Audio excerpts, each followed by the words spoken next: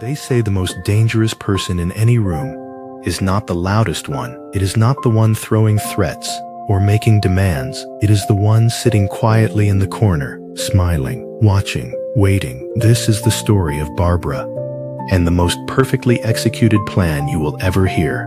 Johannesburg does not slow down for anyone. The Bree Street taxi rank at peak hour is a living, breathing organism. Minibus taxis sliding into bays, vendors calling out prices, hundreds of people moving in every direction with the particular urgency of a city that runs on hustle and sweat and the quiet prayer that today will be better than yesterday. Theo was not having a better day. He was standing in the queue, 34 years old, educated, successful by any measure that mattered, and completely undone by a splitting headache that had been drilling behind his left eye since morning. He had his bag on his shoulder and his eyes half closed, and he was trying very hard not to look as miserable as he felt. That was when Barbara noticed him. She was 35, a finance manager in training, sharp-eyed, the kind of woman who noticed things, not because she was nosy, but because she paid attention to the world in a way most people had stopped doing. She saw a man in quiet pain, and she did what came naturally to her. She reached into her bag, 2 headache tablets, a half-drunk bottle of water, her own. "Are you okay?" she asked. Theo looked at her, this stranger offering him tablets and her own water in the middle of the chaos of Bree Street, her face carrying nothing but genuine concern, no agenda, no expectation. He took them, gratefully, almost speechlessly. "I'll pay you back one day," he said. She smiled and turned back to her queue. They were going to Soweto. Different townships, different taxis. The crowd swallowed them separately, and the city moved on as it always does, indifferent to the small moments that change everything. He thought about her every day for a month.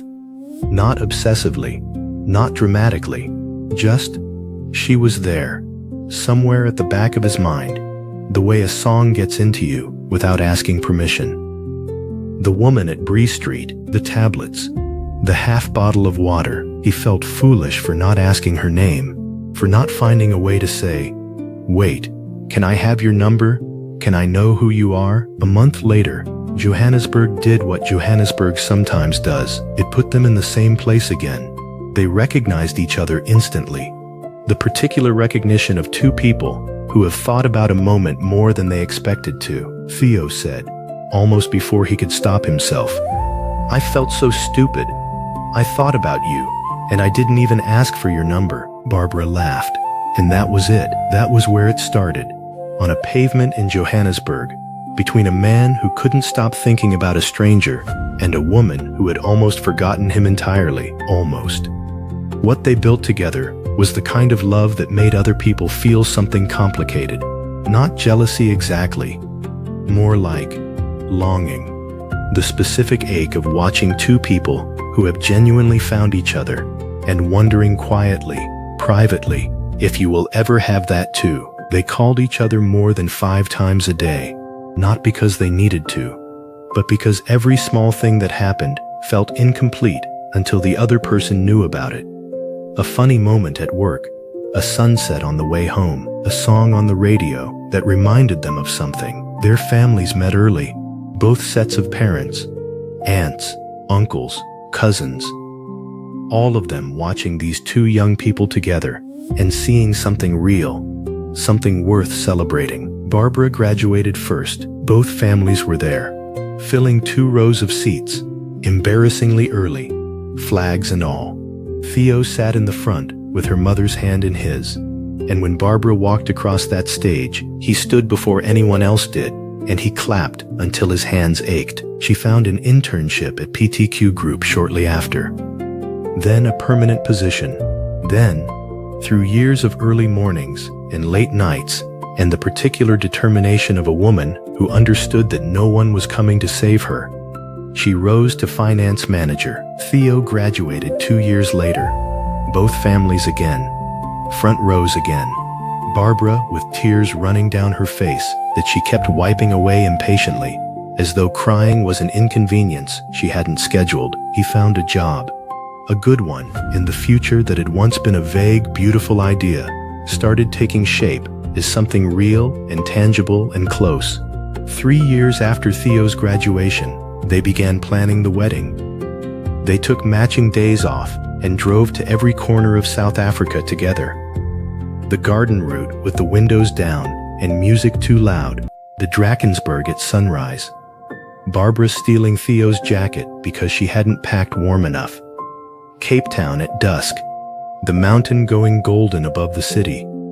Both of them sitting on a wall somewhere, eating Gatsby rolls and talking about the future like it was already theirs. It was, everyone agreed, a match made in heaven. The wedding was 1 month away. Her name was Carol, 32 years old. Uneducated in the formal sense, though she would be the last person to acknowledge any kind of limitation. She was what the internet had created a specific word for. A slay queen. Social media was her currency, and she spent it lavishly. Her Instagram was a carefully curated gallery of opulence. Designer labels, restaurant meals, hotel lobbies.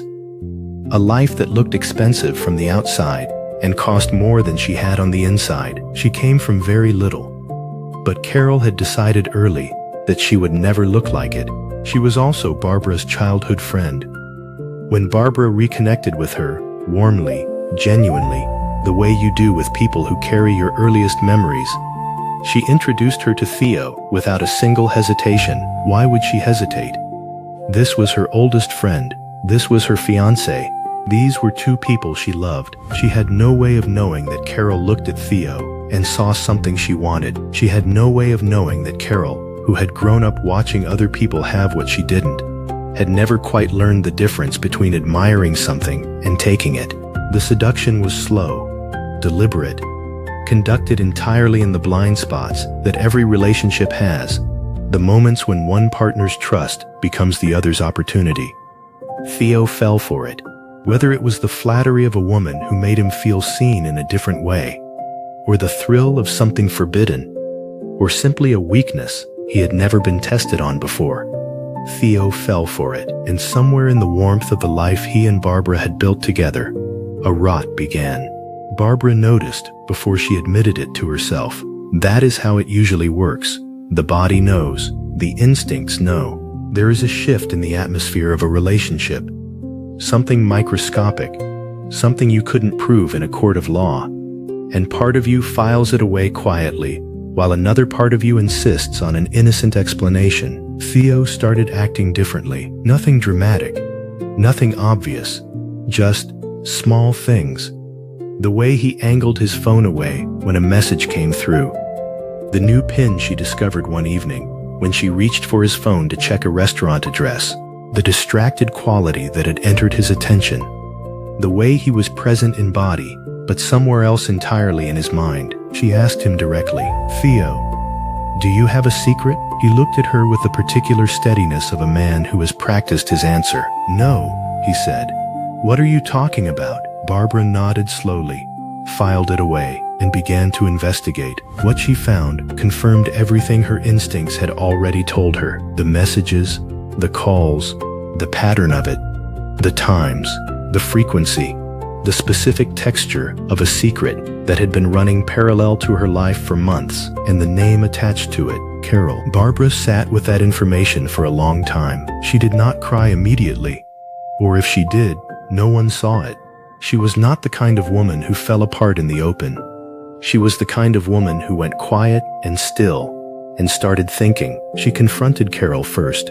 Carol denied everything with the smooth, unbothered confidence of someone who had decided that denial was simply the correct response to any accusation, regardless of evidence. She looked Barbara in the eye, her childhood friend, the woman who had welcomed her back without suspicion, and she lied without flinching. Barbara looked at her for a long moment. Then she went home, and she started planning. The wedding was 1 month away. Barbara went to Theo and told him she wanted to move faster, that she wanted to make an official public announcement immediately. The date, the venue, everything confirmed and communicated to both families. Theo hesitated. The hesitation of a man who is living two lives and has just been asked to nail one of them permanently in place. But he agreed. Because what else could he do? He loved Barbara, or he told himself he did. And saying no would require an explanation he didn't have. The announcement was made. Both families were thrilled. The wedding machine began moving in earnest, and Barbara kept planning. She built something elegant, something that required patience and precision, and the specific kind of cold intelligence that only arrives when someone you love has made you angry enough to think perfectly clearly. She created a competition online, carefully designed to look completely legitimate. The prize: 2 return flights to Cape Town, 5-star hotel accommodation, the full experience. She promoted it quietly across the social media circles she knew Carol moved in. Carol, who performed wealth for an audience, who built her entire identity around being seen in expensive places, could not resist. She entered. She won. Carol called Theo, barely containing her excitement. 2 tickets to Cape Town, 5-star hotel. She had won them. Was he interested?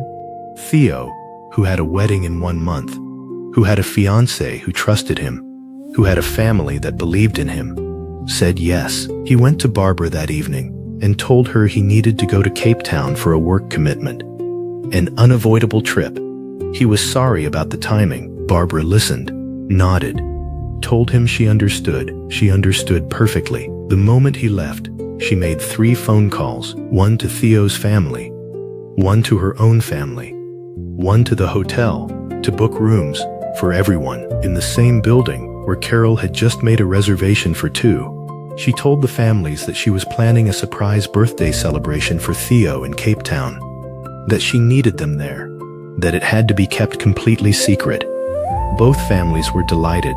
Of course they came, a surprise birthday party. What a beautiful idea. What a thoughtful fiancé. They flew down the day after Theo and Carol arrived. Barbara checked everyone in personally. She knew the room number. She had known it from the beginning. It was evening when they went up. A group of them. Parents, siblings, aunts. The warm, noisy, loving crowd of 2 families who had watched 2 young people build something beautiful together and had no idea, not even a flicker of suspicion, that tonight was not what they thought it was. They gathered in the corridor outside his room, giggling, hushing each other, the way people do when they are about to surprise someone they love. Barbara stood at the back, calm, still, a small, unreadable expression on her face. She nodded to the person nearest the phone. Room service was called. Footsteps inside the room. The door handle turned. The door opened. Surprise! The families surged forward into the warm light of the hotel room and stopped. Carol stood in the doorway, not dressed for a birthday party, and behind her, on the bed, Theo. The silence that followed was the kind that has a physical weight to it, the kind that presses against your chest. Mothers with their hands over their mouths, fathers gone very still, siblings who didn't know where to look, and Barbara already had her phone out. The pictures went up before Theo had found his voice. No caption needed. The comments section did not need prompting. The internet, which has never required an invitation to have an opinion, erupted. The wedding was canceled 28 days before it was supposed to happen. The venue deposit, gone. The catering, canceled. The dress that had taken 4 fittings to get exactly right, returned. 2 families who had sat together at graduations and celebrated and dreamed about this union stood on opposite sides of a silence that none of them had expected. Theo tried to explain, as though explanation was something that could reach across what had happened in that hotel room doorway. In front of his mother, in front of her father, in front of everyone who had believed in him, there was nothing to explain. Carol, who had spent years performing a life she couldn't afford, who had taken what belonged to her oldest friend without blinking. Carol had nothing to say either. The comments section said it for her. And Barbara, who had handed a stranger 2 headache tablets and a half bottle of water at a taxi rank in Bree Street, because that was simply the kind of person she was. Barbara had said everything she needed to say, not with words, with a competition, 2 plane tickets, a hotel booking, and a knock on a door. She walked away from that hotel with her head level and her hands steady. The ring was already off her finger. There is a version of this story where Barbara is the victim, where she is defined by what was done to her. The betrayal, the humiliation, the stolen friendship, the canceled wedding, the month away from forever that fell apart in a hotel corridor. But that is not how Barbara told it. She told it as the story of a woman who found out the truth, took her time, and made a decision. Not in anger, not in desperation, in perfect, quiet clarity. Because here is what Barbara understood that Theo never did. A woman who will give a stranger her last headache tablets and her half bottle of water on a busy afternoon. Not because she has to, but because she sees someone in pain and responds. That woman does not fall apart when she is wronged. She thinks, she plans, she acts, and then she walks away clean. Theo lost a finance manager, a travel partner, a front row supporter, a woman who had loved him completely and without condition. He lost the woman who had showed up at every graduation, every milestone, every ordinary Tuesday. He lost the woman who once gave a stranger 2 tablets and a half bottle of water simply because it was the right thing to do. It served him well.